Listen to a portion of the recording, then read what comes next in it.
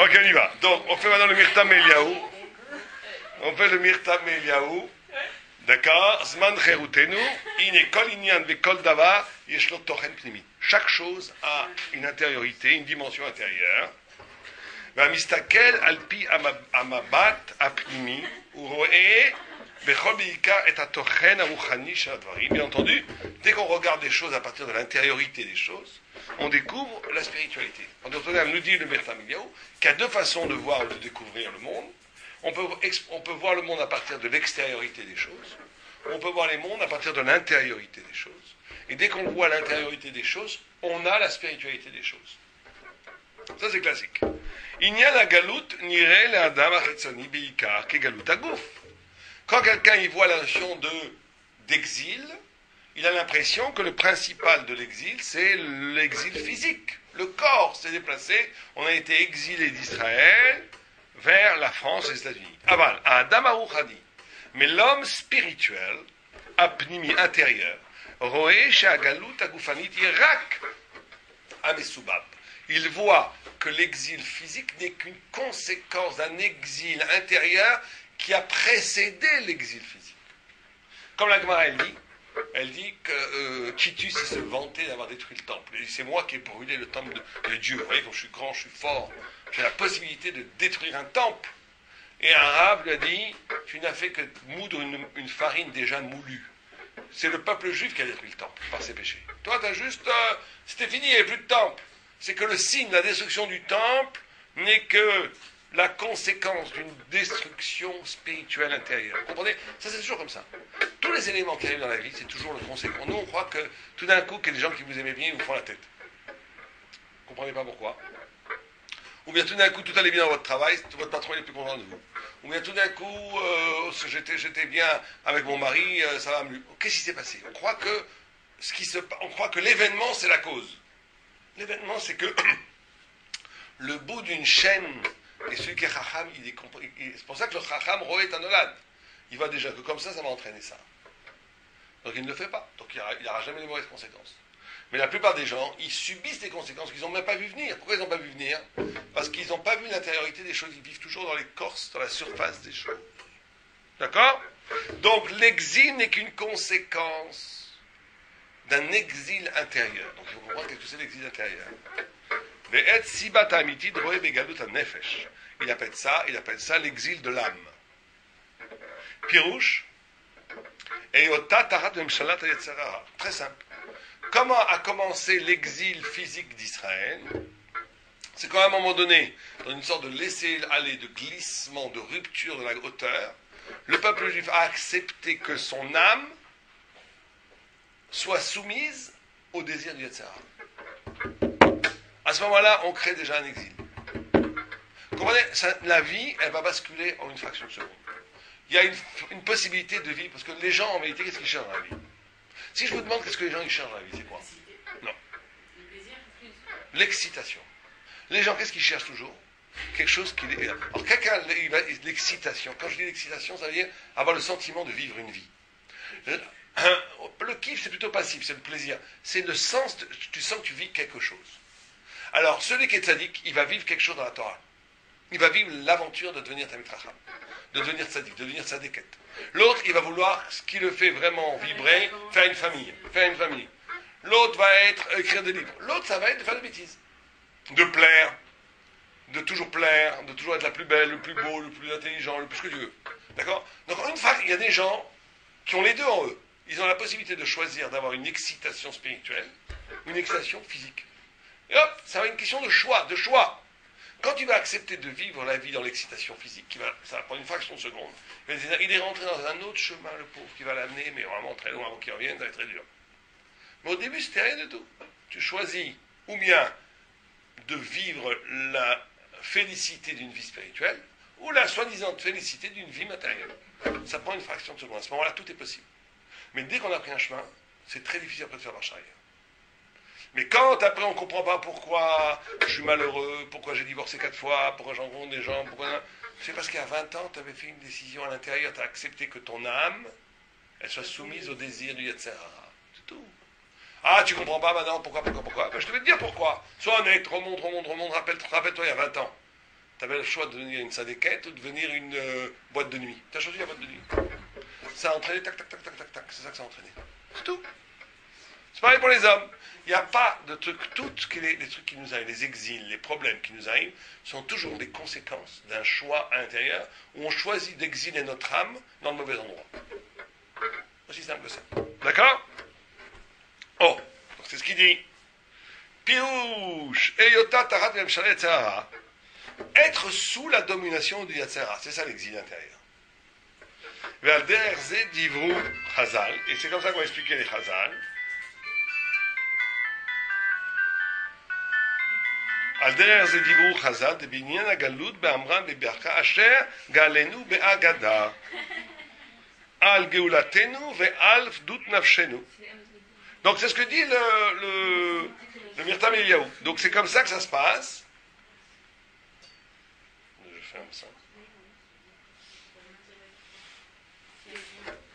גלות מצרים הייתה בבחינת מיוחדת בגלות הנפש שהיא שליטת היצר.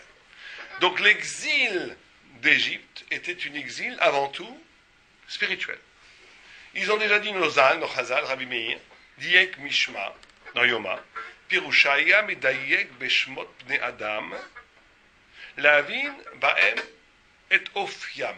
Rabbi Meir, voyez, vous lui disiez le nom de quelqu'un, il savait qui il était. Medayek Beshma. Moi j'ai toujours une couchée sur ça parce qu'il y a 36 Raphaël. Il y a 36 Jennifer. Non, pas Jennifer, pardon. Aurélie ou Johanna, il y en a plein. Il y en a plein. Donc comment ça se fait si vous me dites Johanna, donc je sais qui c'est. Ben, on dit la fille de... Oui d'accord, mais Johanna, Bat comment Bat il y en a peut-être 300, 400 à Paris. Vous n'êtes pas toutes les mêmes. Alors comment ça se fait que Rabbi Meir, il était capable, avec on lui donnait le nom, il savait comprendre qui il était. Moi aussi, quand ma fille est née, j'ai appelé un grand mécoupe à l'ordinaire, il m'a dit non, on l'appelle pas comme ça. Je lui ai dit, si je rajoute ça, il m'a dit, où ça tu peux rajouter ça, ça c'est bien. Après, j'ai dit, mais qu'est-ce que c'est que cette histoire? D'où il sait ça? Comment c'est possible? D'où il sait? Il dit, parce que le nom, il va... Parce que le nom. Par rapport au... Ma fille, je voulais appeler Rachel, j'ai dit, quel est le nom de votre femme? Ora, Rachel bat Ora, non. Alors j'ai dit, alors non, on veut vraiment ce nom. Il dit, non, non. Alors, j'ai dit, si je rajoute Bracha, ça va? Ouais, Rachel Bracha, bat Ora, ça va. C'est des chiffres, des lettres et tout ça. Bon. Mais c'est kabbalistique. Non, mais Rabbi Meir, lui, on voulait lui donner le nom, il savait exactement qui était la personne. Donc on est obligé de dire que ce n'était pas que le nom. C'est impossible. Parce que les gens, il y en a plein de Raphaël Ben... il y en a plein. Raphaël Ben Abraham ou Ben Yaakov qui sont les mêmes. Et qui ne sont pas du tout les mêmes. Il y en a plein. Donc tu es obligé de dire que c'est le nom combiné avec le moment où il est dit. Ou la personne qui demande le nom, où il y a d'autres signes. C'est un mélange de moments de roi HaKodesh. En tous les cas, Rabbi Meir, on disait le nom de quelqu'un, il savait. C'est que c'est pas bien de se marier avec le même nom que son père.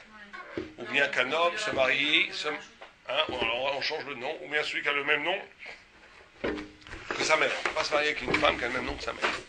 C'est très mauvais. Ouais, ça c'est ce qu'on fait aujourd'hui. C'est une fille qui a le même nom que son père.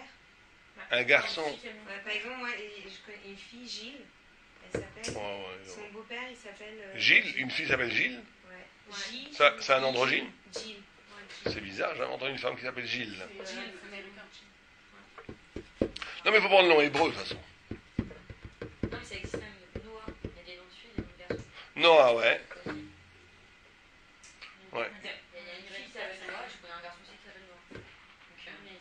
Non, mais je pense que Non mais ça on peut. Parce que c'est pas...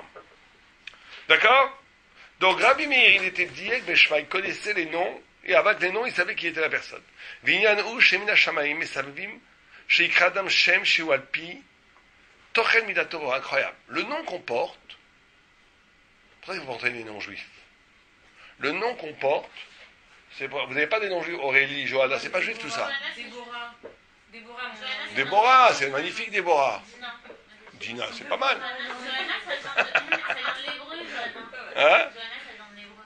D'où ça vient? Yochana. Ah, de Yohanan. Yochana. Ah ouais, pas mal.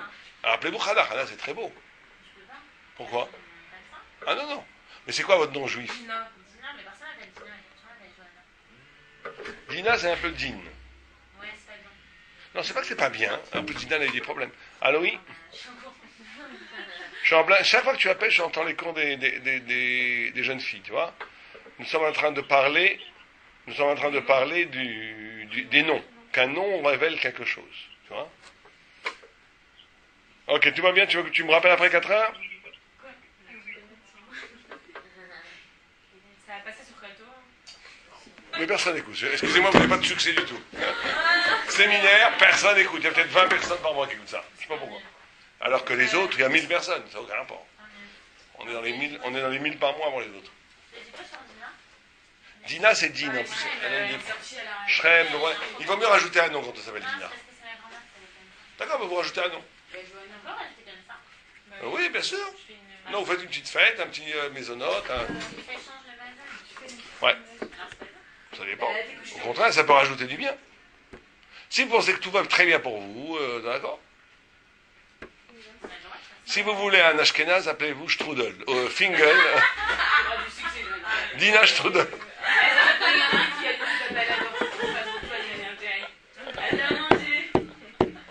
Ok, allons-y. D'accord. Mais de toute façon, vous êtes mal barré, parce que trouver un Ashkenaz en France religieux, jeune, il n'y en a pas beaucoup. Hein. Il y en a beaucoup. Il y a beaucoup d'Ashkenaz ici. Moi, j'en vois très peu. Moi.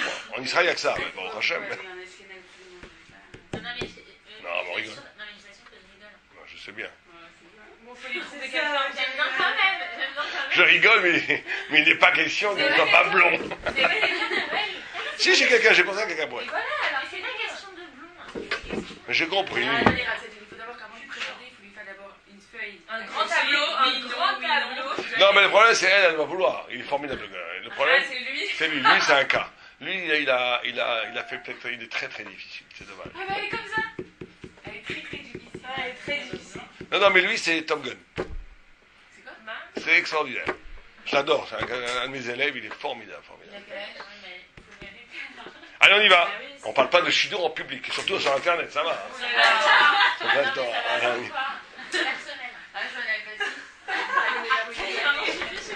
Allez, on y va.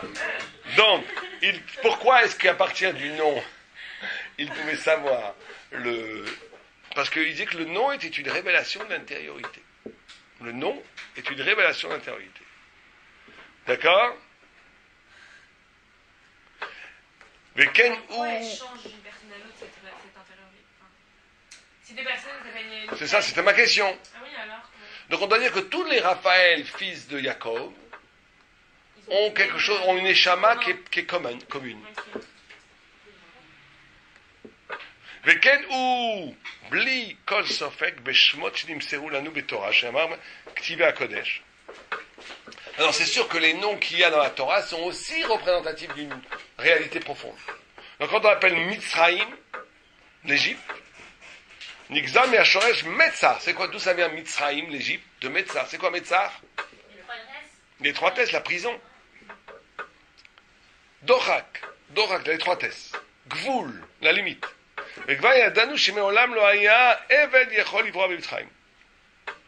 Il y avait une tradition dans le Midrash qu'aucun esclave n'avait jamais réussi à s'évader de Mitzrayim. Mitzrayim avait un système de surveillance, vous connaissez, un système qui empêchait absolument de le sauver. Zesiman al godel adochak ve'achozak agvul shalem.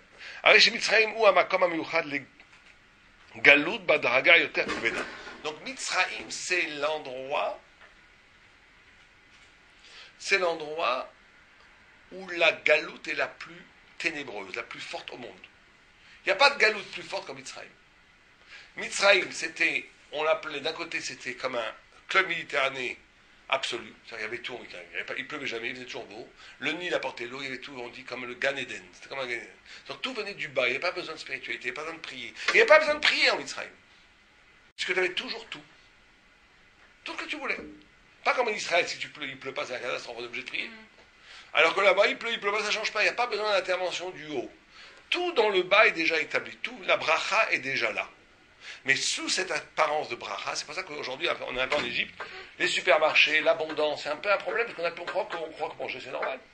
Alors qu'il y a eu des siècles entiers où manger, il fallait prier tous les jours pour manger. Donc on ne sent plus qu'on dépend de Dieu. On sent que la matière, elle est là, elle est autosuffisante, qu'il y a assez. C'est une illusion totale. C'est une illusion terrible. On voit même au Japon, un des pays les plus sophistiqués au monde, les plus civilisés, un petit tremblement de terre, les gens ils ne peuvent plus manger, il y a déjà des pénuries d'eau, de salade.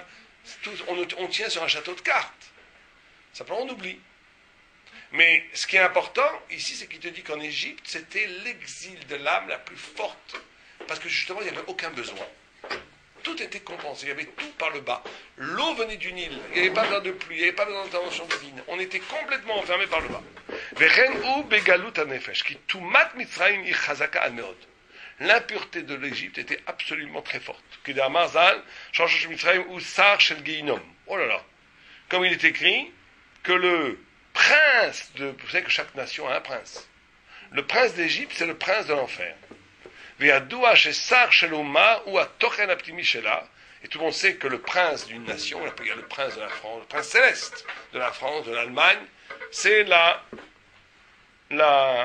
l'essence de la nation. Mais voir Bébara, comme on explique dans le Maral, chez Guéinom ou Aheder Agamour Shel Ruchnim. C'est quoi le Guéinom? Le Guéinom, l'enfer, c'est pas l'endroit où il fait chaud, on nous brûle, c'est l'absence totale, le néant total de toute dimension spirituelle. C'est l'absence totale de spiritualité. Le feu brûle vraiment là-bas? Brûle, ça veut dire que c'est la vie qui brûle. Ah, genre, il n'y a pas le feu. Non, le feu c'est ici, c'est pas là-bas. C'est bien pire que le feu. On m'a dit que le gaminette, c'est qu'on était sur une table et qu'on se passe, genre, tu sais, on les fait, genre, on se passe l'assiette, on se sert, alors qu'après on rebatte, alors qu'au Guéhinam, où juste on se passe les assiettes et personne ne se sert. Oui, non, il y a un midrash qui dit comme ça.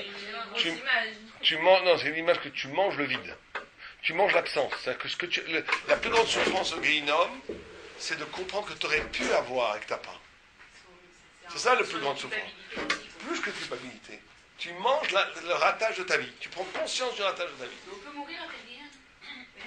Ouais, après 12 mois, ou après 11 mois. Après, si tu as fait, c'est pas très grave ce que tu as fait, tu vas au Gan Eden. Et par contre, il y en a qui brûlent éternellement. Les apicorcimes. Non, éternellement. La Gemara dit, même si le Guéhinom il s'arrête de brûler, ils brûleront. Ça, c'est les apicorcimes. Ceux qui disent la Torah ne vient pas de Dieu. Les hérétiques, les apicorcimes. Il n'y a rien de pire au monde. Nous, on a du mal à comprendre ça. Parce que nous, on dit un mécréant, il a l'air sympathique, il est professeur à la fac, il est gentil, il est sympa, il fait des blagues. Et l'autre, par contre, celui qui a tué des enfants à coups de hache, au bout de 11 mois, il sort. On ne comprend pas. Moi, si ça dépendait de moi, je préfère quand même passer la soirée avec le prof de fac. Mais alors qu'aux yeux de Dieu, il est bien plus abominable. L'hérésie, elle est pire que tout. Mais Apicoros, c'est quelqu'un qui connaît tout. Ouais, c'est vrai que c'est rare un vrai Apicoros. C'est quelqu'un pas qui connaît tout, qui connaît et qui est contre. Voilà. Celui qui dit ça parce que son père l'a enseigné comme ça, c'est pas un Apicoros. Il ne sait pas. Chinook Shenolan, Chinook Shenishba. Il ne sait pas. La plupart des gens ne sont pas des rabbis. Il y en a, surtout ceux qui les pires aujourd'hui, c'est les rabbis conservatifs, enfin les rabbis, les curés conservatifs, tous ceux qui sont les réformés, Messorati, ouais, les libéraux encore, ils sont tellement idiots, ils sont tellement idiots que peut-être que les Messorati, c'est le pire. Ouais. Même les églises. Il n'y a pas pire que ma sortie. Ah bon? Il n'y a pas pire que ma sortie. Même les libéraux? Les libéraux, ils sont tellement idiots que c'est pas un danger. Il n'y a pas plus idiot qu'un libéral. Donc un libéral, en deux temps de mouvement, on le met KO. Alors qu'un Maserati, c'est des malins, parce qu'eux, soi-disant, ils prennent la Torah, donc ils défendent la Torah beaucoup plus profondément que les Mais libéraux. c'est comme les juifs messianiques, là, c'est grave ça aussi. Ça, c'est des mines, c'est aussi très grave. C'est très grave ça. Ça, c'est les pour y marcher et tout. Oui, bah, c'est ça. Ça, c'est des fous furieux. Ça. Après, moi, ils sont malades mentales. Un juif qui se met à s'intéresser à Ivar Shemo, d'après moi, c'est le signe d'une maladie mentale. Moi, je ne pense pas qu'un mec équilibré, juif, il peut s'intéresser à devenir juif. C'est complètement idiot. Tu as déjà de l'or en bas qu'est la Torah. Je comprends le gars qui ne veut pas être spirituel. Bon, je ne comprends pas, je sais que c'est pas bien, mais je comprends. Il peut être normal, il veut s'éclater. Bon, il veut s'éclater. C'est normal, c'est pas bien, mais c'est normal. Mais quelqu'un qui veut être spirituel, et au lieu d'aller dans la Torah, il va chercher il marche et tout, les juifs pour Jésus, des trucs comme ça. Pour moi, c'est sûr qu'ils ont un problème dans la tête. C'est pas des gens normaux. C'est des gens qui sont déséquilibrés mentalement. Ils ont un très gros problème avec leur mère, avec leur père. Vérifiez tout. Ils ont tout le temps un très gros problème. Ils refusent le judaïsme par cause d'un problème de communication avec leurs Donc parents. ils prennent un dérivé. Quoi. Donc ils prennent un dérivé où ils veulent se venger de leur père ou de leur mère. Ils disent la meilleure façon de... C'est toujours comme ça. Je ne connais pas un seul juif normal, équilibré, bien, qui par la pensée, ça n'existe pas. C'est pour ça qu'ils ne sont pas non plus dangereux, c'est émotionnel, c'est n'importe quoi. Alors que les Messorati, c'est vraiment des affreux lascars. Parce qu'eux, ils posent des questions, par exemple, des fois qu'ils nous posent même nous problèmes. Ils disent pourquoi la femme, elle ne pourrait pas monter la Torah. Alors nous, on a écrit pourquoi une femme ne monte pas la Torah. Kvod HaTzibur. C'est pas votre cœur. Mais Kvod HaTzibur, c'est un concept tout à fait léger, parce qu'ils vont dire, au contraire, aujourd'hui, c'est Kvod HaTzibur qu'elle monte. Aujourd'hui, les gens, il y a l'égalité de l'homme et de la femme. Pourquoi la femme ne monterait pas la Torah? Tu vas dire pourquoi au contraire, la sinou, tu montes, et là. Non, et puis même, c'est les Nida, on peut pas. Bon, quand elle n'est pas Nida. Bah, alors même, c'est pas de Mais alors après, tout le monde saura qu'elle est pas Nida. Non, mais si tu dis ça, alors il y a... Parce qu'il y a... Il va te dire la sinou, c'est relatif. La preuve, c'est que la Torah n'a pas dit c'est pas sinou, t'as dit Kvod HaTzibur. Donc non, ce qu'il faut expliquer, c'est aller beaucoup plus profondément. C'est qu'ils essayent de plaquer des valeurs modernes de la République dans la vie judaïque. C'est ça leur grand problème. C'est là où on les attrape. C'est qu'en vérité, ils n'ont pas de souci de vérité. S'ils ont un vrai souci de vérité, en vérité, qu'est-ce qu'ils veulent? Ils veulent être modernes. Ça veut dire être moderne, imiter les goïms. Ça veut dire quoi imiter les goïms? Ça veut dire qu'ils veulent se couper, ils veulent rentrer dans la lettre et ils veulent se couper de la révélation. Donc mais simplement, eux, au lieu de faire comme les libéraux, qui au moins, eux, ils disent, eux, c'est n'importe quoi, c'est du genre, il faut adapter la Torah à la modernité. Le Shabbat, on peut prendre la voiture, parce que le Shabbat, c'est se reposer. Un conservateur, normalement, il ne fera pas ça. Mais en réalité, ils font la même chose de façon beaucoup plus perverse. Parce qu'ils disent, dans la Torah elle-même, ça permet. Mais quelle est ton intention profonde? Ton intention profonde, c'est de ressembler au goïm. C'est de t'acclimater à la société dans laquelle tu vis. C'est de refuser l'élection d'Israël. C'est de refuser la grandeur de la lumière de la révélation. C'est pour ça que c'est des pires. Et ils changent tout. C'est-à-dire qu'à partir de la Torah même, ils veulent changer. C'est-à-dire qu'ils utilisent la Torah pour arriver à leur fin. C'est pour ça que tous ces gens-là, c'est tous des Balgavas. C'est Dieu, c'est extraordinaire le miracle. Il n'y a pas un de leurs bonhommes qui a une grandeur d'âme. Il n'y a pas un de leurs bonhommes qui est vraiment intelligent. C'est tous des abrutis, ils ont tous des maîtresses. Ils sont tous leurs femmes. Tous les soi-disant. C'est tous des affreux jojo. Pourquoi? Parce que c'est comme ça. C'est très bien. Parce que comme c'est du mensonge, la vie aussi a des mensonges. C'est comme ça. Une fois, je leur avais dit à un gars, trouve-moi un seul livre d'envergure qui a été écrit par des gens de chez vous. Un seul. Montre-moi un livre de grande pensée qui a été écrit par les gens. Il n'y en a pas un. Il y a des petits. Alors qu'eux-mêmes, ils s'inspirent. Eux, par contre, ils lisent le Maral, ils lisent le Raphaïm, ils utilisent les grandes orthodoxes. Simplement, après, ils l'utilisent comme ils veulent. Parce qu'ils sont incapables de produire de la grandeur. C'est l'esprit de la petitesse. Après, la compromission, de devenir... Ils veulent devenir des petits goyos, en gros. C'est ça qu'ils veulent. Inconsciemment, c'est ça qu'ils veulent. Ils rejettent la Torah orale? Non, pas les conservatifs, non. Ils rejettent certaines formes de Torah. Par exemple, ils boivent du vin. C'est pas cachère. Pourquoi? Ça aussi, c'est dur à répondre. Ils te disent, le vin pas cachère, dans la Gemara, c'est parce que ils faisaient avant des libations pour les idoles. Or, aujourd'hui, plus personne ne fait de libation. Un Bordeaux, tu verras jamais un goy faire une libation pour une idole.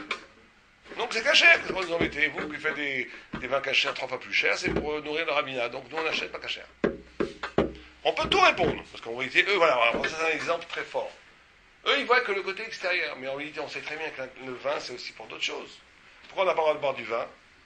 C'est aussi pour ne pas se mélanger, ne pas se marier avec les goïms. Donc tu vois bien que le vin, c'était quelque chose de spirituel pour se couper d'une certaine proximité avec les goïms pour rester juif. Ça, ils ne veulent pas le voir, parce que justement, ils veulent être avec les goïms. Ils coupent les racines et les ailes métaphysiques de la Torah. Ils ne prennent qu'au ras des pâquerettes. C'est les gens qui prennent au ras des pâquerettes. Enfin, je vais avoir bientôt un débat avec un de leurs maîtres, leur grand maître, qui s'appelle Krieger. Ivan Krieger. Ouais. La dernière fois que j'étais à Limoud, ils se sont sauvés. Ils sont pas restés. Moi, je pensais qu'ils étaient là, ils se sont tous sauvés. Bon, c'est vrai que je suis arrivé un peu en retard. Mais personne n'est resté. Ok, on y va. Non, mais ils sont pas nuls, hein. C'est des gens difficiles pas si faciles à contrer, on va dire. C'est pas comme les libéraux ou les... C'est très dur, pour répondre, etc. Il faut savoir. Si on a la vérité, c'est facile. Mais il faut savoir. Il ne faut surtout pas être impressionné par leur baratin. Ils sont très grands baratineurs. Et ils sont très... Très fort, non, ils sont très vicieux. Ils sont très vicieux. Ils sont des sophistes. Ça s'appelle des sophistes. Bien, on continue. Ouais, Donc on dit, Donc on a dit ça, qui tout mat Mitzrayim ou Chazak Admeot, Kamou, ça on a vu tout ça, d'accord, on a vu ça. Ve'yodea shamitzrayim kafu et shiltonim gam el rocham benafsham shel Israël. Et en Égypte, ils ont réussi à aliéner, même spirituellement, le peuple juif, pas que matériellement. Ce qu'ils voulaient, comme dans le Mishtar bolchevique, comme chez les bolcheviques, c'était pas simplement faire des esclaves du corps. Chez Mao, par exemple, c'est un peu au temps de Mao, ils faisaient des camps de travail pour changer l'esprit des gens. Où la personne, il y avait par exemple des auto-procès, où la personne, elle devait elle-même s'auto-accuser pour mieux s'allier. Elle disait, oui, excusez-moi, j'ai été un petit bourgeois, je n'ai pas réussi, tout ça, parce que le gars, il voulait simplement un peu de liberté. Ils arrivaient à l'autre à faire que l'accusé lui-même s'accuse lui-même que c'était un bourgeois qui avait corrompu avec la vérité du parti et tout ça. C'est la meilleure façon de les aliéner. Ils voulaient aliéner le cerveau. Donc l'Égypte, elle veut aussi aliéner le cerveau. D'accord? Et ils arrivent à la 40e porte de Touma. Et Am Israël est arrivé tellement bas en Égypte que s'ils avaient encore un tout petit peu descendu, ils ne seraient plus jamais revenus. C'était fini. On était perdus à jamais. Oh, Malchach Mitzrayim, Paro. Le meneur de Paro, de Mitzrayim, de l'Égypte, c'était qui? Paro. Ou Prinat Miyuchedet, Beprituta, Ve'enena Merumad, Ve'maase Egel. Et on va voir la petitesse de Paro, et on le voit par exemple dans le veau d'or. Quand on a lu Shneema, Vaïra Moshe Ta'am, qui Paro Paroaou. Paroa, c'est-à-dire qu'il est lâché. Qui Paroa Aaron, les Sama Bebekiem. Paroa Megoule Midgale, Are Shebeprinat Anaga, Tuma Shemitzraim I, Pritut Agvul le Yetzer Sheyochol Yikanes Yitpashet. Merci. Keot Retsono, Kitavad Retsono, Vezu Atam Apnimi Dikro Kol Malachim Beshem Paro. Paro, ça vient de paroa. Paroa, ça veut dire libérer.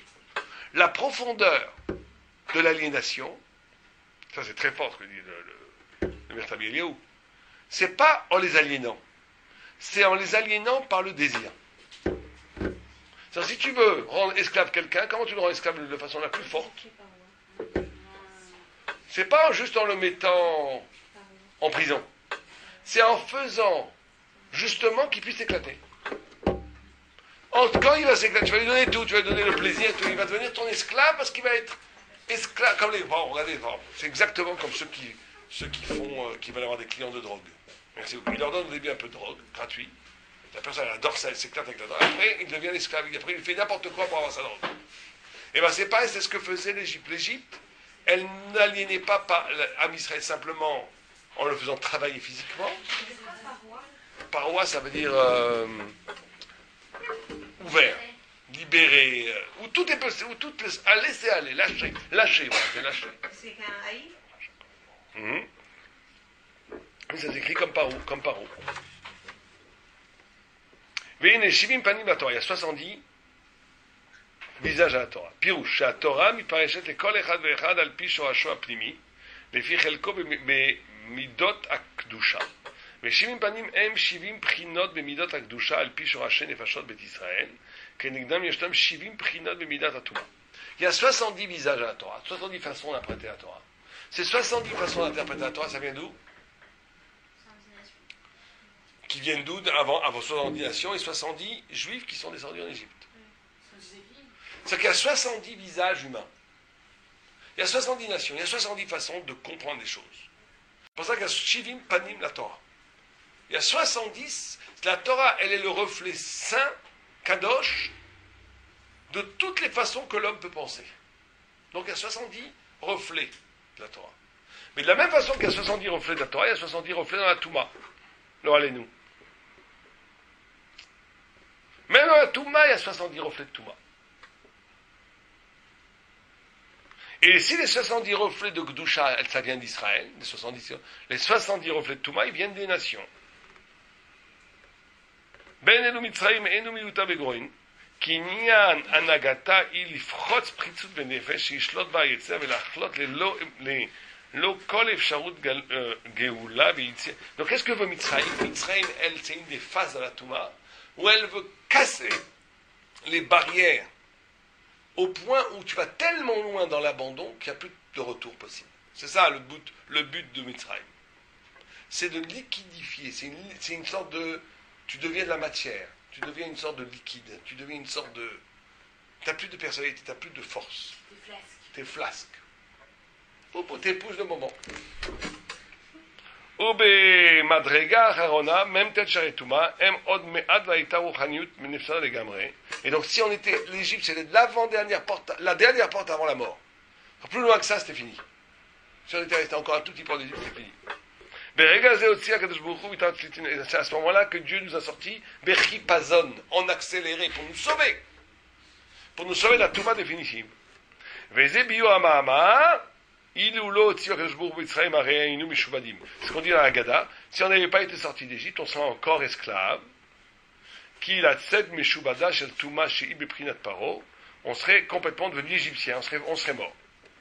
Très bien, ça c'est le premier élément. Donc premier élément, récapitulez-moi, reprenez ce qu'on a dit, et moi je veux un petit résumé avant de continuer.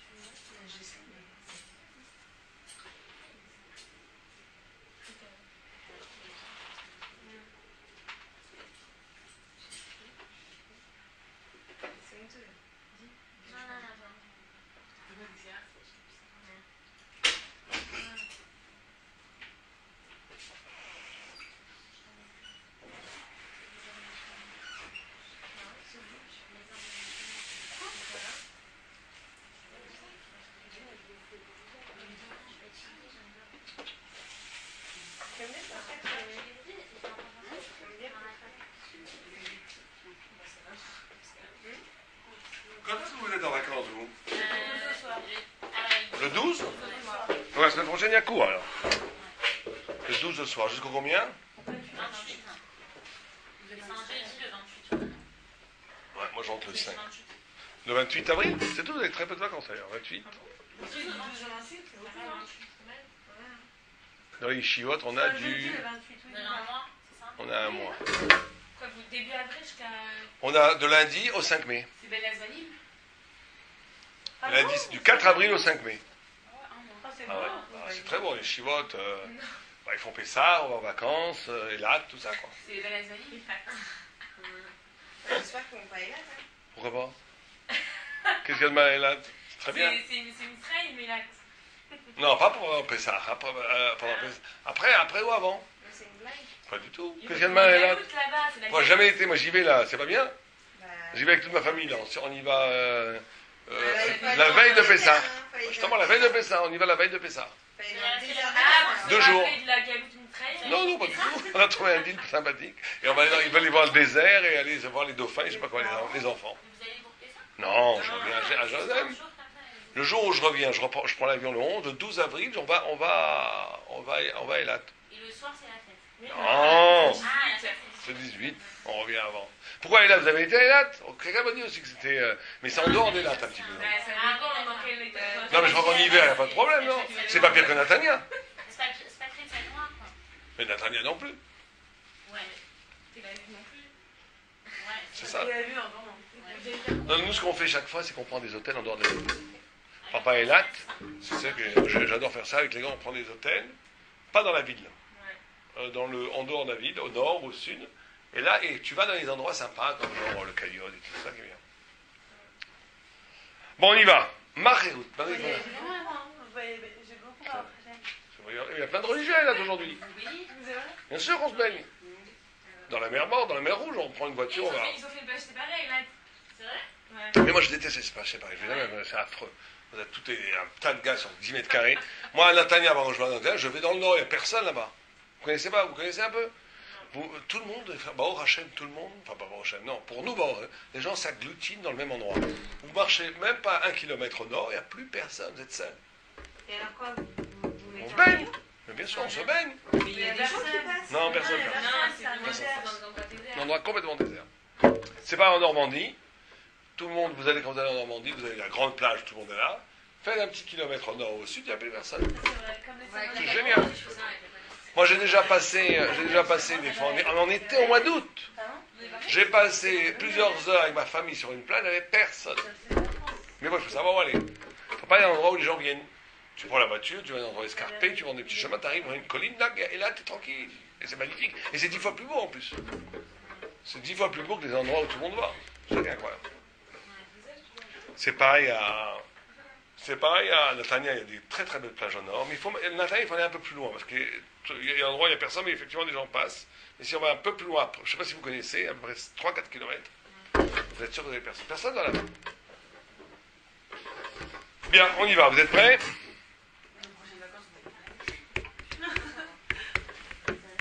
Non, mais Israël, de toute façon, en été, c'est, pour les gosses, c'est très difficile. Donc, c'est... à Pessah, il y en a pas mal. Pourquoi? Bon, Marie-Route, quelle est la liberté? Vous êtes prêts? גדר קביעות זמן מיוחד מן השמיים לכל עניין שיש בו דברים עמוקים. אוקיי.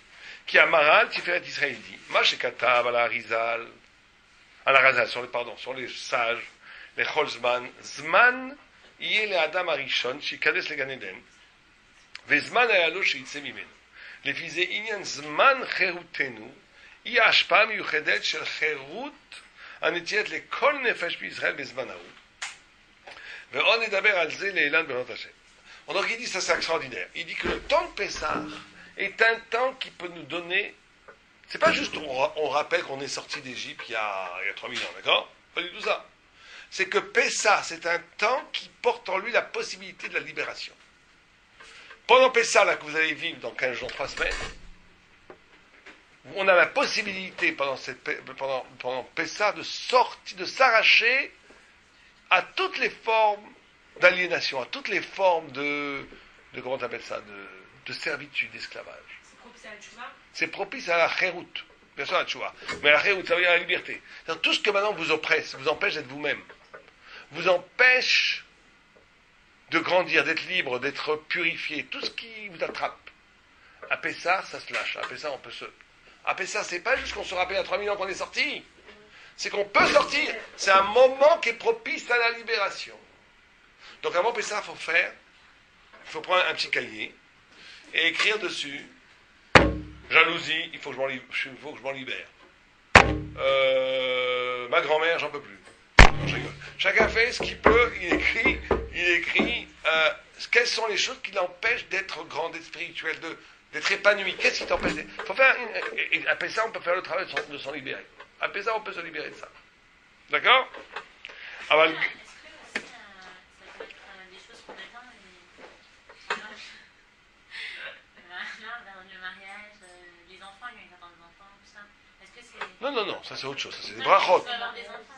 D'accord, mais on ne parle pas de ça, on parle de te libérer d'un esclavage intellectuel ou même physique. C'est un esclavage ça vous prend la vie. Ouais, on peut dire que je veux me libérer de la prise de tête que ça fait. Oui, ça oui.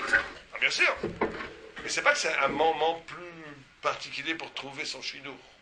C'est que c'est le moment... C'est le jour de la création de souffle, alors... Ah oui, ça c'est oui, bien sûr. C'est création sous ça. Ouais, c'est l'ouverture de la mer Rouge et on dit que le mariage c'est comme Dieu, depuis qu'il a ouvert la mer Rouge, il s'occupe de marier les gens. Vous allez voir, il est très vite, je vois, c'est parti là. L'année prochaine, il n'y aura plus de séminaire, hein. Vous allez tout être baisse dans ta chaîne. Renouveler. D'accord. C'est une mauvaise minette en fait. Tout ce qui vous oppresse, qui vous empêche d'être libre, qui vous empêche d'être vous-même. Ça, c'est appelé ça, c'est le moment où on peut s'arracher de tout ça. Mais pas que les annulations, d'ailleurs même les annulations physiques, tout ce qui vous emprisonne, appelez ça, c'est un moment qui permet la libération. D'accord?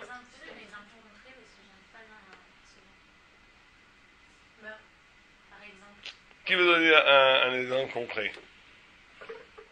Par exemple, si tu as quelque chose dans ta tête, je ne sais pas, vous m'arrêtez si c'est lui ici, mais si tu as par exemple une pensée dans ta tête qui pourrait être néfaste, ton évolution spirituelle, tu vas prier et demander à Hachem que justement il te libère de ces pensées-là. C'est ça ou non? Oui. Ou bien quelqu'un qui n'avait pas étudié. Voilà. Qui demande qu'il puisse étudier. Ou bien quelqu'un qui n'arrive pas à prier. Parce qu'il est toujours oppressé par des idées boum. Prier. Ou bien quelqu'un qui n'arrive pas à se libérer du désir. Qui prie là, il peut se libérer. Ou bien quelqu'un qui n'arrive pas à se libérer de la jalousie. La jalousie, c'est une horrible, une horreur. Ça empêche de vivre. Donc libère-moi de la jalousie. Ou bien quelqu'un qui est trop makpid. La moindre petite réflexion, ça le rend malheureux. La moindre... il a besoin de te plaire, d'être parfait. Dès que quelqu'un lui fait le moindre reproche, il se sent mal. Tout ça, c'est une prison, tout ça. La colère aussi. La colère terrible. La sensibilité. Trop grande sensibilité, mal orientée aussi. Tout ça, c'est des prisons. Donc pendant Pessah, c'est des moments où on peut se libérer de la prison. On peut se libérer de la prison. D'accord? Il dit, comment est-ce qu'on arrive à la liberté? C'est par la Torah. Le seul qui est libre est l'alimi shosek batorah, celui qui s'occupe de Torah. Gravé dans les tables. Altikra charut, ne lit pas gravé dans les tables, et la cherut est la liberté. Les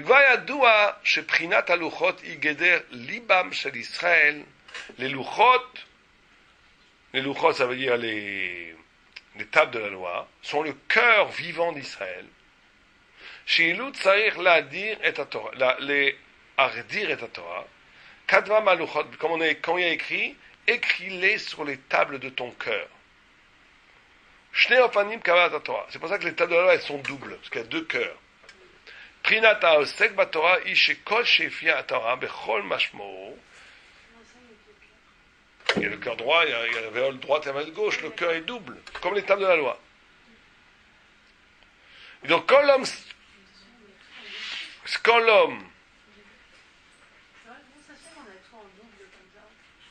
que l'homme est double. S'il n'y avait pas de dualité dans l'homme, il n'y aurait rien, il n'y aurait pas d'homme. L'homme, c'est la capacité d'être lui et autre chose. C'est pour ça qu'il est libre. Quelque chose qui est que d'unité absolue, elle n'est pas libre. Elle n'est que ce qu'elle est, elle ne peut pas sortir d'elle-même. C'est parce que l'homme, il est double, qui peut en même temps être lui et autre chose, qui peut réfléchir, qui peut être libre. Toute la liberté vient de la dualité. D'accord?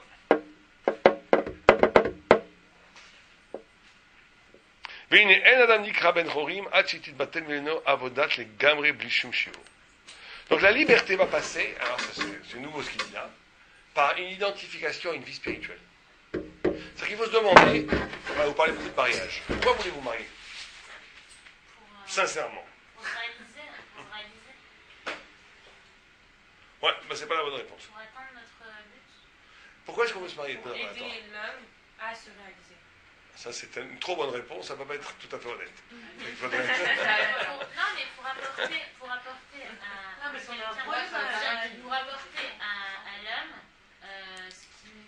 manque, il faut se réaliser à deux. Pour avoir des enfants aussi. Non, la Torah dit c'est très simple, il faut se marier parce que la famille, c'est un projet spirituel. C'est un projet spirituel. Il faut avoir comme ambition de faire des enfants talirarim, sadikim, de nous-mêmes devenir un sadik. Et on a besoin d'un couple et d'une famille. Tout seul, on ne peut pas y arriver. Mais dans la Torah, parce que... Dans la Torah. Parce que même truc, elle nous a dit, ok, un couple, ça tient sur l'amour, mais l'amour, il n'est pas éternel et il peut se travailler. C'est quoi, en fait, le vrai projet du couple, c'est un projet spirituel. Tout à fait. Parce que l'amour, ça peut passer. Bien entendu, l'amour, ça passe toujours. Donc ça peut passer. Donc ça passe toujours. Sans la Torah, ça passe toujours. Je ne connaissais pas un couple en dehors de la Torah. C'est pour ça que toutes les grandes histoires d'amour chez les goy, ils finissent par la mort. Bien sûr, Roméo et Juliette, ils se tuent là-bas. Pourquoi? Parce qu'au moins, ça finit bien. Parce qu'on ne veut pas que ça finit toujours par le suicide. Regardez toute la littérature goy. C'est bien que vous ne connaissez pas la littérature goy, mais ceux qui connaissent un peu la littérature goy, toutes les grandes histoires d'amour. Anna Karenine de Tolstoï, Roméo et Juliette de Shakespeare, tout finit dans la mort. Toujours. Alors, ça va y avoir, c'est pas de l'amour, justement. Ça, c'est Marivaux. Marivaux, c'est au contraire, le contraire de l'amour. C'est la frivolité. Mais grâce à la Torah. Mais c'est pas un amour passionnel. C'est un amour de spirituel. Ça devient une partie de toi-même. Comme toi tu t'aimes. Comme toi tu t'aimes quand même. Parce que tu sais que tu arrives à un moment donné où ta femme, c'est une partie de toi. C'est un très bel amour. Mais c'est pas l'amour passionnel. L'amour passionnel, ça dure quelques semaines. Très vite, ça part très vite. Non, parce qu'on est au contraire, c'est magnifique. Parce que nous, on est complètement pollué par l'amour goy. Qui ne veut rien dire. C'est quoi l'amour goy? C'est juste se croire, s'abandonner dans un autre idéal qui n'est pas toi-même.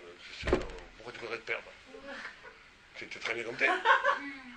Pourquoi s'abandonner dans un autre? On est tellement nul qu'on a besoin de devenir d'être transcendé par autre chose. Ça arrive à la plénitude. C'est que chacun devient une partie de l'autre. Chacun est un serviteur d'Hachem. On tronche ensemble qu'on essaye d'être le lieu d'une apparition de la Torah et de la divinité des enfants. C'est magnifique. Ça, c'est un vrai amour. C'est un amour absolu. Mais c'est un amour qui n'est pas passionnel, qui est un amour spirituel. L'amour passionnel, il n'amène nulle part. Je suis pas d'accord, spécialement. Il n'amène nulle part. L'amour passionnel, il n'amène nulle part. Il n'amène qu'à la passion. La passion, c'est quoi? Même avec la passion, on peut justement... Bien sûr, mais qu'est-ce qui va faire que ça tient? C'est la construction, c'est pas la passion. D'accord. Ça n'existe pas des couples qui sont passionnés après 40 ans, ou après même 3 ans. À part s'il faut. Trouvez-en un, chez les goïms, même chez les goïms, ça n'existe pas. Alors ceux qui ont la possibilité de toujours revivre des histoires, ils divorcent tous. Divorcent, se marient, divorcent, se marient. Tous. Regardez tous les grandes stars. Pourquoi? C'est pas juste qu'elles sont méchantes. C'est que comme elles n'ont pas peur de divorcer. Parce que la plupart des gens, j'avais un ami qui disait, il y a des couples explosés et des couples implosés. Quand on parle à la Torah. Ça veut dire, couple explosé, c'est on divorce. Couple implosé, c'est on a déjà divorcé, mais on a peur de divorcer. Les enfants, l'argent, la maison, c'est le pire. Donc les gens ils ne divorcent pas, pourquoi? Parce qu'ils ne veulent pas, parce qu'ils ont peur. Ils restent ensemble, soudés par un affreux ciment, qu'est la peur. Mais quand tu es une grande star, et quand tu as de l'argent et tout, tu es libre. Donc tu dis, je m'en fiche, tu crois que tu es toujours beau, tu veux toujours plaire, donc tu divorces tic-tac. Et c'est pour ça qu'ils divorcent tout, mais c'est pas qu'ils sont pires que les autres. Ils sont mieux en réalité. Simplement, ils n'ont pas peur. Donc ils divorcent, ils se remarient, ils divorcent, ils se remarient, ils disent, toute la vie jusqu'à qu'ils ont 50 ans. Bah, Elizabeth Taylor, là, elle avait combien? 19 maris, je crois. Et l'autre, ils ont eu tous 10 ou 9 maris, et plus sans compter que des autres qui sont mariés. Ils ont eu des centaines. Pourquoi? Parce que c'était leur façon de vivre. Parce que chaque fois, ils ne peuvent vivre que la passion. Or, la passion, elle est belle, quelques semaines après, elle s'esquinte. Donc, une autre passion, une autre passion, une autre passion. Mais si, tu peux avoir avec 100 personnes. Chaque fois, tu te fais le baratin de l'amour. C'est le baratin de l'amour parce qu'on croit à un moment donné, c'est ça, vivre de façon matérielle, c'est ça. C'est de se faire. Ce qui nous intéresse, c'est de vivre la conquête, de vivre l'aventure. Mais une fois que c'est devenu, c'est embêtant, on divorce. Comme ça qu'ils sont les goyim, je vous dis. C'est comme ça que ça marche. Maintenant, nous on fonctionne. Non, nous on fonctionne pas comme ça. Nous on fonctionne qu'on bâtit, que chacun est une partie spirituelle de l'autre pour bâtir un projet spirituel. C'est quoi le projet de bâtir le temple? C'est quoi bâtir le temple? Bâtir une famille, un espace. Faire plaisir à l'autre. Non, c'est que tu veux maintenant être investi de la lumière de Torah divine. Aussi bien le mari devient Tamid Racham, tzaddik, la femme devient tzaddik, les enfants deviennent tzaddik. Ça c'est magnifique, c'est éternel. Tu bâtis un travail où la révérence est à Kadosh Baruch Hu et chacun aide l'autre à devenir un tzaddik et une tzaddiket. C'est magnifique. C'est beaucoup plus beau que la passion goy. Qu'est quoi la passion goy? C'est n'importe quoi. Ça sert à quoi de chavirer pour les... comme disait que l'autre, il disait... Il y a une très grande scène très connue dans Anna Karenine d'amour entre comment elle s'appelle, j'ai oublié, Anna et le prince chouchou. Il dit, et lui il pose, c'est un juge, il dit imaginons qu'elle aurait un nez coupé cette femme. Est-ce qu'elle aurait eu la même scène? Il n'y aurait pas la même scène. Alors il dit pour 30 grammes de chair, pour 20 grammes de chair, le grand amour éternel, la mort et tout, c'est fini. Ça il a mis le doigt, c'est Albert Cohen qui disait ça, il a mis le doigt sur l'hypocrisie goy. Soi-disant, le grand amour. Tu lui coupes un peu le nez à la femme, c'est fini. Il n'y a plus de grand amour. La femme, elle a pris 20 kilos du jour au lendemain, c'est fini. Comment ça se fait? Quoi, ça a dû à cause d'un peu de chair. C'est où quoi le grand amour de l'âme? Donc tu vois, c'est du baratin. C'est pas du tout de l'amour. C'est de l'ego, c'est du rêve. C'est du rêve qui dit réalité. C'est l'excitation dont on parlait tout à l'heure. D'accord. Donc ça, c'est la Torah. Je ne vous parle pas de ça. Encore une fois, vous confondez les deux formes d'amour. Non, chez les goïms, ça n'existe pas. Mais ils peuvent avoir. C'est l'intelligence ou l'esprit de l'autre. Alors, c'est encore une fois, c'est au lieu d'être fasciné par le corps, on est fasciné par l'intelligence. C'est pareil. C'est pareil, c'est de l'ego, c'est de l'intérêt, c'est de la frime, c'est du social. Le vrai amour, il doit être spirituel. Il n'y a pas de vrai amour sans spiritualité. Et comment ça peut être un amour spirituel? Parce qu'on a un projet commun. Quel est le projet commun? S'approcher de Dieu. Le vrai amour, c'est l'amour de Dieu. Simplement, l'amour de Dieu se vit avec l'amour de l'autre. Alors là, c'est magnifique. Ça, c'est éternel. Il y a un moment donné où la femme devient tellement toi-même que tu ne peux même pas envisager vivre sans elle. Pourquoi? Parce que c'est une partie de moi. C'est pour ça qu'Abraham faisait passer sa femme pour sa sœur. Et que Yitzhak faisait passer sa femme pour sa sœur. Parce qu'une sœur, on ne la choisit pas. C'est essentiellement, on est fait de la même chair. Et bien, tout le travail du mariage, c'est ça, de faire passer sa femme pour sa sœur. Ça veut dire que tu comprends qu'on a toujours été ensemble. C'est pas qu'on n'a pas choisi, c'est pas de la passion. On est deux parties d'un même tissu, on est ensemble. Ça, c'est le vrai amour juif. Ça, c'est indéracinable. Ça ne dépend pas de la passion, du désir, ça tourne toujours. Il y a forcément des intérêts, même chez les juifs. Non, il ne faut pas qu'il y ait d'intérêt. Oui, mais avant de se marier, il Non, il ne faut pas qu'il y ait d'intérêt. Il ne faut pas qu'il y ait d'intérêt, il faut qu'on sente que c'est mon âme sœur. Pas question d'intérêt, question de points.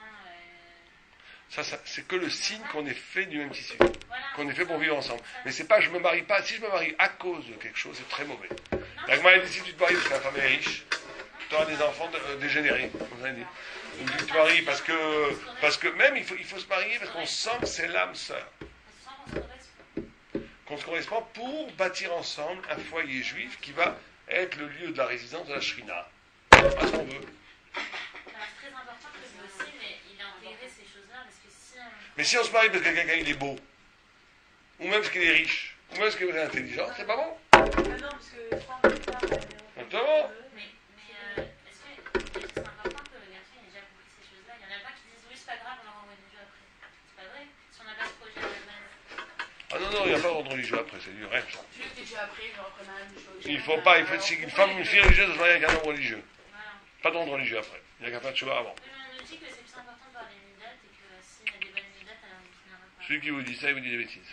Les midot, c'est le plus important, c'est vrai, c'est le plus important, mais une midot sans Torah, ça ne vaut rien. Il y a des goyim qui sont. Je vous présente un goy shido, si vous voulez, très bonne midot. Je connais un copain, un goy, très bonne midot. C'est un goy, on ne veut pas. Eh ben, c'est pareil avec quelqu'un qui n'est pas dans la Torah, il ne faut pas se marier avec lui. Non, Surtout pas. Il a J'ai un ami qui a fait cette bêtise, il ne m'a pas écouté, il s'est marié avec une fille qui n'est pas religieuse, en croyant qu'il vit l'enfer. Non, mais s'il y a un minimum. niveau moins, quoi. Il faut voir dans le but quand. Il y a des choses qu'il ne faut pas transer. Shabbat, kashrut, Shabbat, kashrut, nida, étudier un peu la Torah, c'est la base. Ah bon, c'est pas qu'il est pas religieux alors. Après, la vie, elle peut être plus que ça. La vie, elle peut être plus que ça. Bon, ça c'est une nuance après. Ça c'est une nuance. Non, l'important, là, par contre, s'il a des bonnes méthodes, qu'il veut avancer dans le bon chemin, et qu'il a déjà la base, Shabbat, les fêtes, kashrut, nida, alors c'est pas grave, on peut se Mais marier. il faut qu'il fasse aussi tout de suite. Genre, il va pas te dire oui, je ferai après le mariage, d'accord, il fait ce qu'il peut. Attends, quelqu'un qui fait pas cher, il dit oui, je me marie. Ouais, il faut le faire l'épreuve. Pourquoi il n'étudie pas déjà un petit peu? Il dit d'accord, je fais après le mariage, je peux. Alors pourquoi il fait pas tout de suite? Pourquoi il ne fait pas tout de suite, tout à fait? Ah, attends, pourquoi après? Elle s'y connaît, elle est déjà fiancée. Non, mais c'est vrai, les gars, pourquoi tu fais pas tout de suite? Bah ouais. T'as aucune certitude après. Il dit qu'il te fait le coup. Il y a plein de différences, ça fait longtemps. C'est vrai, mais t'en as plein qui disent je fais Shabbat après. En fait, il faut voir ce qui est le plus important pour nous. c'est l'ambition. L'ambition. C'est pas Non, parce que c'est vrai, il y en a qui ça va être. vrai. On était partis sur ça. Tout ramène au shidour chez vous. Hein. Alors on y va. Alors, où jeter au panier de Kabbalah Torah. Du moment où On a vu ça. Ok? Vira Hashem etor ki tov yavdel Hashem ben or ou ben choshen. Il y a écrit dans Bereshit que Dieu a vu que la lumière était bonne, il a séparé la lumière des ténèbres. Ou pasuk zé, l'abdou chazal, les sages ont appris, shera kadosh baruch hu et or shivat hayamim, she'ena kedai shishtamshu bo hashaim. Vous connaissez ce midrash? Il a vu la lumière originelle, la organouse, et il dit c'est pas bien de la donner au hashaim, on va la cacher. Organouse. Amdou ve ganzo. Voilà, ganzo, c'est-à-dire qu'il l'a caché dans un trésor. Les tzadikim l'a-t-il là-bas, pour les tzadikim. Vesh lishol, imken lama Baruch et Delignos. Il pose une question très simple, le Rav Dessler. Il dit, pourquoi tu as créé la lumière pour la cacher? Si c'était pas bon de la créer, pourquoi tu l'as créée? Ou si c'était trop pour les hommes, ben, il fallait pas la créer, mais c'est tout. Pourquoi tu l'as créée pour la cacher? Et là, Inyan, chez Imaya Pam Baolam Or Kazebe, Dieu voulait qu'il y ait eu une lumière comme ça. Même s'il est caché. Qu'il y ait eu une lumière comme ça. Av Sheganus, Kol, Kal Yotel Agialam, Ki Enze Ela Chazara Le Mashaya. C'est que le fait qu'il y a eu cette lumière, maintenant ça rend possible que cette lumière sera. Mais si la lumière n'avait jamais été, qu'on aurait dû être obligé de la créer avec une chouva, ça aurait été 10 fois plus dur d'avoir. Quelque chose qui a eu lieu est beaucoup plus possible que quelque chose qui n'a jamais eu lieu. Même si c'est la même chose. D'accord? Et quel matin chez Kodem chez Yotza à Vlad Leor Haolam, qu'un enfant avant de sortir dans le monde, il a la Torah, la science infuse de la Torah en lui, il voit le monde entier. Pourquoi? Pour qu'il puisse arriver après à étudier la Torah comme il faut. D'accord? Veken Aya Betziat Mitzrayim, la même façon dans la sortie d'Égypte. Betrila Baou Gilou Nissim Misraim Be'alayadam. Bnei Israël Yotzim Biyad Rama. Ve'acharka Ayut Tzrichim La'avodat Yameh Sfira. Au début, Dieu les a sortis d'Égypte avec des miracles faramineux, extraordinaires. D'accord?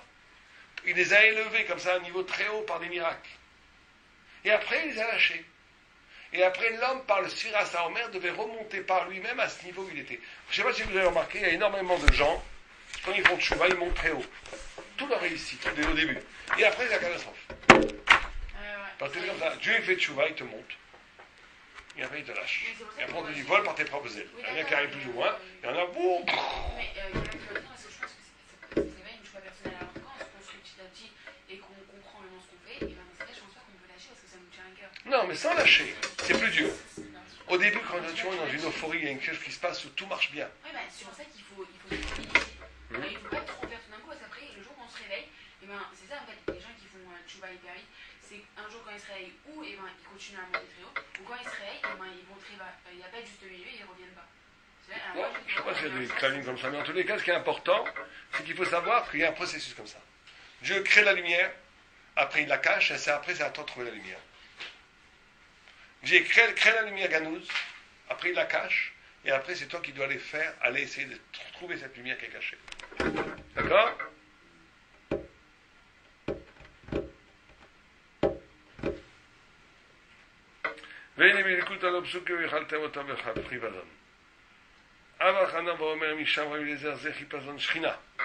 C'est pour ça qu'on dit qu'il faut manger la matzah et le pessa rapidement. Alors il amène un yalkut. On dit de quelle rapidité on parle? Là il dit on parle de chipazon shrina. On parle de la shrina. Aval bishen ra'el davar zecher al davar. Kol dodi ineze ba medegel ha'arim ekafet al gavot. Vraiment ineze omed acher ketlonim. יכול לעתיד לבוא יהיה מבחינת תלמוד לומר כי לא בחיזיון תצא. עניין מדלג על הערים פירושו זהו גדר חיפרון שכינה שמההר הקדוש ברוך הוא לגאול את ישראל קודם שהגיע לדרגה זה, אבל הליקוט מלמד לנו שעתיד לבוא לא שהיה גדר זה כי כבר נתנה התורה. Il te dit au temps de l'Égypte, Dieu te libère, t'élève avec rapidité pour que tu ne tombes pas dans les ténèbres. Mais au temps futur, ce ne sera pas comme ça. Pourquoi? Parce que comme on a déjà reçu la Torah, on nous laisse, nous, le temps d'arriver au bout. Ce n'est pas comme au temps d'Égypte où Dieu t'a arraché de la matière. Parce que au temps d'Égypte, il n'y avait pas encore eu la Torah. Comme il n'y avait pas encore eu la Torah, il fait des miracles. Et ces miracles, c'est une lumière, après il te lâche, pour que tu puisses toi monter et recevoir la Torah. Mais à la fin des temps, de nos temps à nous, Dieu ne va pas précipiter les choses. Pourquoi? Parce que c'est à nous de faire venir le Mashiach. C'est à nous, léat, par nos propres forces, d'arriver à la lumière qui a déjà été révélée avec la Torah. On a reçu de la Torah, on a vu la lumière messianique sur le mont Sinaï. Donc maintenant, dans ces galoutes dans lesquels on essaie de revenir par nous-mêmes à ce niveau.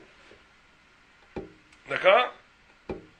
Cependant, dit-il, Achen, Gam et Mitzrayim, il faut se préparer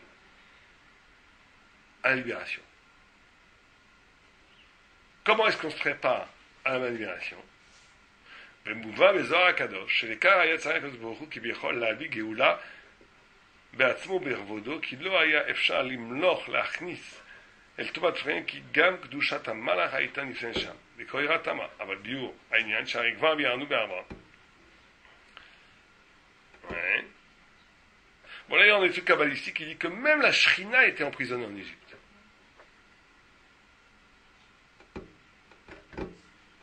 Et que la Shrina s'est libérée, Keviechol, d'Égypte, avant de libérer Am Israël.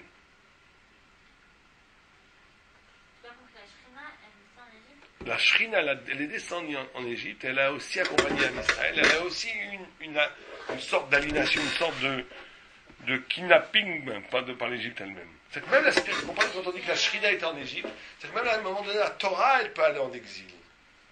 Même le judaïsme, même la vérité, elle peut à un moment donné s'exiler, perdre son éclat originel. Il va falloir qu'elle revienne. Il va falloir que la Torah elle-même se libère de l'emprise de la galoute pour libérer aussi après le peuple juif. Comme autant en Égypte. Il y a aussi un exil spirituel, pas qu'un exil matériel, un exil aussi de la révélation elle-même. C'est ce qu'il dit ici.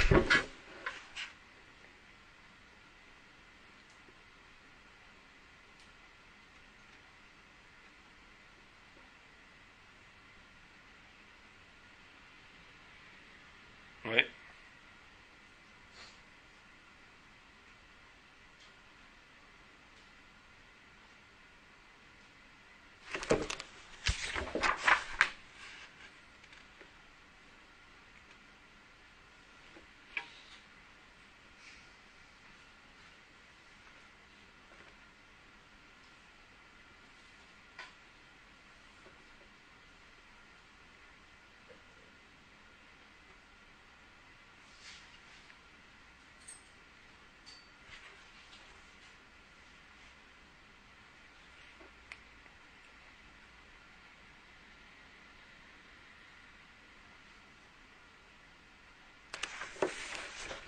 D'accord?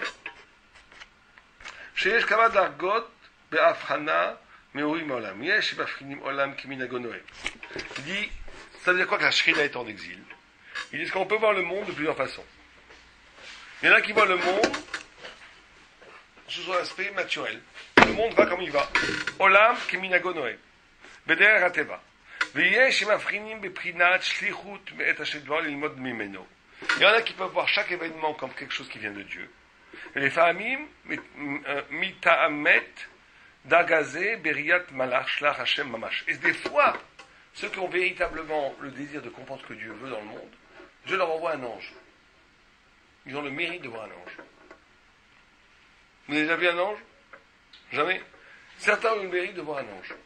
De voir un envoyé de Dieu, mamash. Il y en a qui ont le mérite de voir l'intervention divine directe dans leur vie. Et à ce moment-là, ils sont pleins de crainte et d'admiration et de reconnaissance pour Dieu. Il y a des gens qui étaient très malades, tout d'un coup ils sont guéris. Et des gens qui ont eu, tout d'un coup, ils ont prié, le lendemain c'est arrivé. C'est magnifique quand ça se passe. Même des fois pour des petites choses. Hein? Vous avez tout vu ça. Vous avez prié très fort, le lendemain c'est arrivé. Ça arrive des fois. Ça c'est l'intervention divine. C'est un mérite. C'est un mérite extraordinaire. Bien sûr.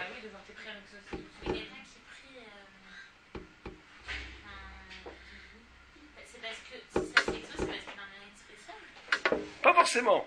Mais c'est un mérite qui t'est donné de voir ça. De comprendre alors. C'est un mérite de comprendre que c'est Hachem. Mais aussi c'est un mérite que Dieu il répond à ta prière. C'est un grand mérite.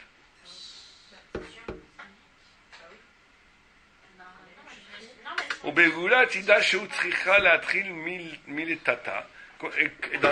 Comme en Égypte, la Géoula elle est arrivée du haut vers le bas, la Géoula, au temps futur du Mashiach, elle va arriver du bas vers le haut. C'est nous qui devons amener le Mashiach. Alors, Kama Vekama, qu'il faut se préparer. C'est nous qui allons le mettre au monde, non? Oui, mais il faut aussi le faire venir par nos mérites. Ok, on va arrêter parce que là, après, c'est change de c'est un autre sujet. Alors, est-ce que vous avez des questions? Oui, quand vous avez parlé de la Tchina. Oui.